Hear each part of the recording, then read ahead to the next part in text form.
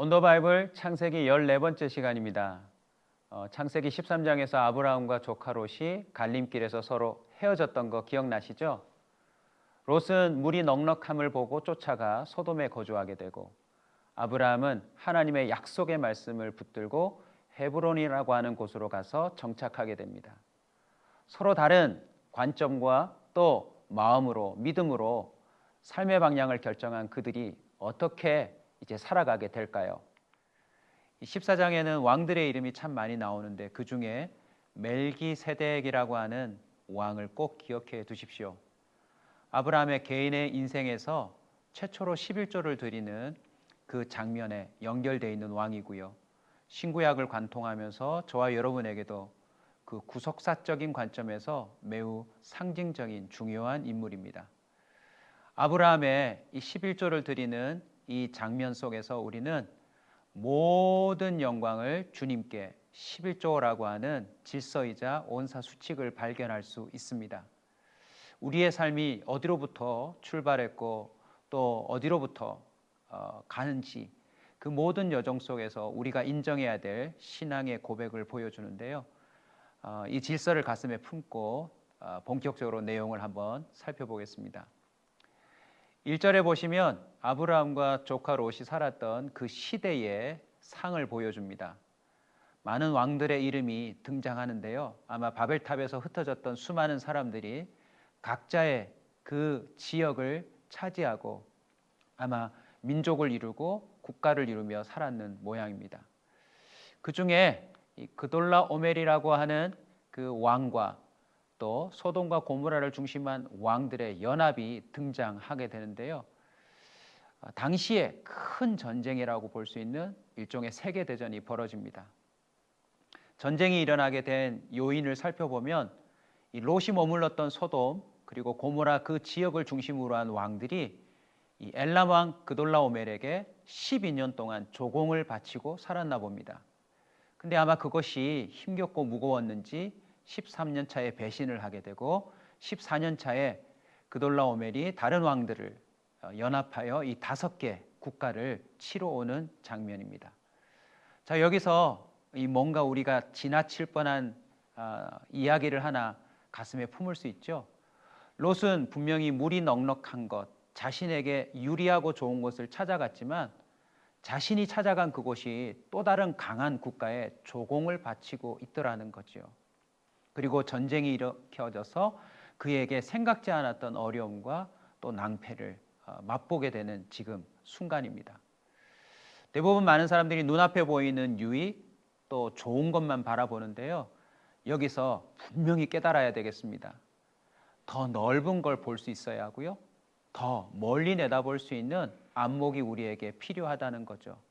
삶의 방향을 결정할 때 또 가족들을 데리고 함께 중요한 인생의 걸음을 결정지을 때 왜 우리가 아브라함처럼 하나님을 쫓아가야 하는지 그 이유를 아주 의미 있게 발견하게 됩니다.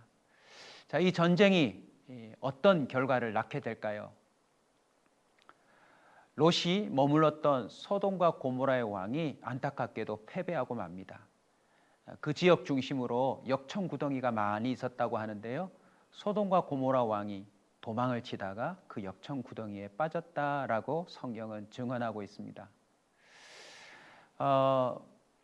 내가 의지했던 왕들이 이렇게 맥없이 패배하게 될 때 그 운명이 고스란히 나에게도 미친다고 하는 사실들을 우리가 주목해야 되겠는데요. 이 참 안타까운 것은 롯이 의지해야 될 이 소돔과 고모라의 왕을 한번 가만히 보시면 사해 주변의 동쪽 지역에 머물렀던 왕들인데 그 시딤 골짜기라고 하는 지역에 역청구덩이가 많았다라고 했죠. 사실상 그돌라오멜이라고 하는 외부의 적을 맞아서 싸우는 건데 자기들이 머물고 있던 주변 지역의 지형에 도리어 당하는 모습입니다. 아마 그 전쟁에 있어서 지형 지물을 제대로 이해하지 못했거나 또 실수한 것 같아요. 안타깝지 않습니까? 롯이 넉넉함을 바라보고 가는데 자신이 의지했던 왕들이 이렇게 어이없게 패배하고 만다는 것은 정말 가슴 아픈 일이죠. 창세기 전체를 보고 있는 우리로서는 이 역청구더기를 또 그냥 지나가면 안 되겠습니다. 역청이라고 하는 것이 소위 아스팔트의 재료인데요. 이 석유의 근원이 되는 물질이죠. 이것은 식물의 성분과 또 동물의 혈액에서 나오는 여러 가지 복합적인 물질인데, 알고 보면 이것이 이 땅의 대격변을 통해서 만들어지는 것이라고 합니다. 이것이 어디서 왔을까요? 결국 홍수 심판과 연결되지 않겠습니까? 소돔과 고모라 이후에 불심판을 받아 멸망하겠지만, 또 전쟁사에서 이들이 역청 구덩이에 그 왕들이 빠졌다고 하는 것도 뭔가 의미적으로 우리에게 시사하는 바가 분명히 크다는 것이죠. 넉넉함만 바라보고 가다가는 우리가 의지했던 왕들이며 그 모든 것들이 한순간의 심판으로 끝날 수 있다는 것, 우리가 연결 지으면서 또 그 결과를 다시 한번 봐야 되겠습니다. 왕들이 패배했으니 당연히 그에 속한 민족들도 패배자로 남지 않겠습니까? 그돌라오멜 그 내왕이 이 소돔과 고모라 비롯한 5개 국가의 그 백성들을 다 포로로 잡아갑니다. 사람만 잡아간 게 아니라 그들의 재물과 그들에게 속한 것들까지도 다 빼앗아 가는데요. 성경은 이렇게 기록합니다. 롯도, 소돔에 거주했던 롯도, 그 재물과 그 모든 것들을 빼앗겼다라고 말이죠. 자, 여기서 우리에게 또 던져지는 질문이자 매우 중요한 교훈이 있죠. 당신은 누구와 연합하겠습니까? 저와 여러분이 누구 편에 서느냐에 따라서 인생이 결정된다는 거죠. 이기는 편에 선다면 함께 이기는 것이고, 지는 편에 연합된다면 나는 지지 않았지만 덩달아 함께 패배자가 된다고 하는 사실을 보여주고 있습니다. 눈앞에 보이는 그 넉넉함을 보고 출발한 걸음이 이런 결과를 낳을지 롯이 과연 알았을까요? 누구와 연합할 것인지를 꼭 기억하시고 다음 이어지는 내용을 살펴보도록 하겠습니다. 롯의 운명은 어찌 될 건가? 다행스럽게도 그 포로로 잡혀가는 과정 가운데 도망친 어떤 사람이 아브라함에게 조카 롯에 관한 이야기를 들려줍니다. 이런 것도 참 은혜죠. 아브라함 귀에 들려지지 않았다면 까마득히 모르고 있었을 텐데 말이죠. 아브라함은 이 소식을 듣고 어떻게 반응하게 될까요? 이 반응 속에서 또 저와 여러분은 하나님의 약속의 말씀을 따라 떠나가야 할 중요한 이유와 의미들을 발견하게 됩니다. 자, 이 성품이 좀 온전치 못했던 사람은 이런 소식을 듣게 될 때 잘 됐다, 이 자기가 얍삽하게 재빠르게 좋은 것을 선점해 가더니 이런 꼴을 당하는구나 라고 그냥 넘길 수도 있겠죠. 그런데 아브라함은요, 집에서 길린 318명의 훈련된 자들을 데리고 조카 롯을 구출하러 갑니다. 멋지지 않습니까? 하나님의 마음이라고 생각합니다. 하나님은 각기 제 길로 갔던 수많은 하나님의 형상들을 그냥 내버려 두지 않으시고 다시 건져내시려고 하니 말입니다. 아브라함은 하나님의 마음을 품고 조카 롯을 구출하러 가는데요. 여기서 또 주목할 것은 318명의 집에서 길리고 훈련된 자들입니다. 당시에 고대 근동에 있는 국가의 웬만한 군사 병력과 맞먹는 숫자라고 하는데요. 75세 때 고향 친척 아비집을 떠났던 아브라함에게 어느새 한 국가에 해당하는 군사 병력이 이렇게 집에서 길려지고 훈련되었다는 것이 참 놀랍지 않습니까? 말씀을 따라가는 것이 결코 연약해지는 것이 아닙니다. 하나님을 따라 인생의 방향을 잡고 나아가는 것이 결코 실패하는 게 아니라는 것이지요. 또 하나, 지금 아브라함이 누구를 상대하러 갑니까? 이 5개 왕들을 패배시킨 그돌라오멜, 조공을 받았던 강력한 왕들을 상대하러 가는데요. 아브라함이 얼마 전만 해도 애굽 왕이 두려워서 자기 아내를 누이라고 속였던 인물 아닙니까? 그런데 이 강력한 왕들을 상대하여 조카 롯을 구출하러 가는 모습 속에서 우린 또 발견하게 됩니다. 아브라함이 어느새 뭔가 굳건해졌구나. 마음이 단단해졌구나. 그럼에도 불구하고 아브라함의 이런 모습들은 사실 큰 위기를 지금 초래하고 있는 것입니다. 아브라함에게 하늘의 별과 같이 바다의 모래같이 네 자손이 많아질 거라고 약속했는데 아브라함이 지금 이기지도 못할 전쟁에 뛰어들어서 조카 롯을 구하다가 죽으면 어찌 되나요? 위기가 찾아 밤 그 조카 롯을 구출하러 달려나가는데요. 이 자신이 머물렀던 헤브론에서부터 시작하여서 단까지 다메섹까지 올라가서 부시며 다 뺏었다라고 기록하는데 기록 한번 보십시오. 아브라함이 조카 롯뿐만 아니라 빼앗겼던 재물들을 다 찾아왔다라고 기록하고 있습니다. 야, 의외의 통쾌한 결과 아닙니까? 하나님의 말씀을 쫓아 살아가는 사람들에게 이런 역사가 일어났고 우리에게도 일어나기를 소원합니다. 빼앗긴 인간의 행복, 또 인간다움, 또 재물까지도 좀 다 찾아와서 회복시켜주는 그런 온사들이 되었으면 좋겠습니다. 아브라함은요, 집에서 길린 318명 훈련된 자를 통하여서 이 일을 해내고야 말았습니다. 이 318명 두고두고 또 다시 한번 살펴보게 될 텐데요. 이들이 그냥 아브라함을 따라간 게 아니라 이들 역시 아브라함이 섬기는 하나님을 따라가서 특별한 승리를 경험했다는 것 여러분 가슴에 품으시고 다음 장면 한번 볼까요? 아브라함은 모든 것을 찾아서 개선장군처럼 돌아올 때에 두 왕을 만나게 됩니다. 첫 번째 만났던 왕이 바로 멜기세덱인데요. 이 멜기세덱을 두 가지로 표현합니다. 살렘 왕이었다. 이 살렘은 많은 학자들이 예루살렘과 연결짓습니다. 의의 왕, 평강의 왕. 그리고 또 하나 지극히 높으신 하나님의 제사장이었다. 갑자기 왕들의 이름 속에서 멜기세덱이 등장하는데요. 이에 의의 왕이자 평강의 왕인 멜기세덱이 왜 등장하게 되었을까요? 바로 그의 말 속에서 의미를 찾을 수가 있습니다. 이 멜기세덱은 아브라함에게 마치 하나님이 하셨던 말씀을 다시 선포하는 듯 하는데요. 천재의 주지이시며 지극히 높으신 하나님이시여 아브라함을 복주옵소서라고 이야기합니다. 자신도 왕인데 승리하고 돌아오는 아브라함에게 천지를 다스리시는 최고의 왕이신 지극히 높으신 하나님을 언급하면서 네가 지금 경험하고 돌아오는 승리에 대해서 그 근원을 이렇게 선포합니다. 내 손에 너의 대적을 붙이신 것은 바로 하나님이다라고 말이죠. 놀랍지 않습니까? 멜기세덱이 갑자기 등장하여서 아브라함이 승리에 도취되어 있을 수 있는데도 불구하고 정확하게 승리의 근원 되시는 하나님을 소개하고 있습니다. 이건 만왕의 왕이신 천지를 다스리시는 하나님이 이기게 하신 거다.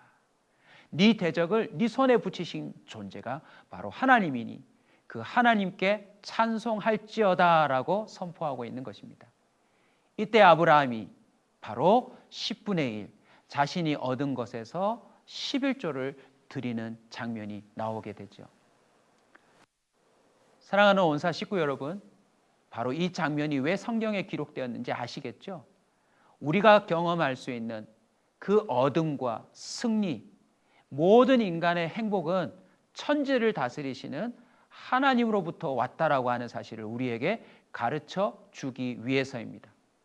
오늘날 많은 사람들이 11조를 왜 드려야 하나 이런 여러 가지 반문에 의문을 품는데요. 성경에 최초로 등장하는 이 11조의 의미 아시겠죠? 모든 것이 하나님께로부터 왔음을 인정하는 매우 중요한 신앙 고백인 것입니다.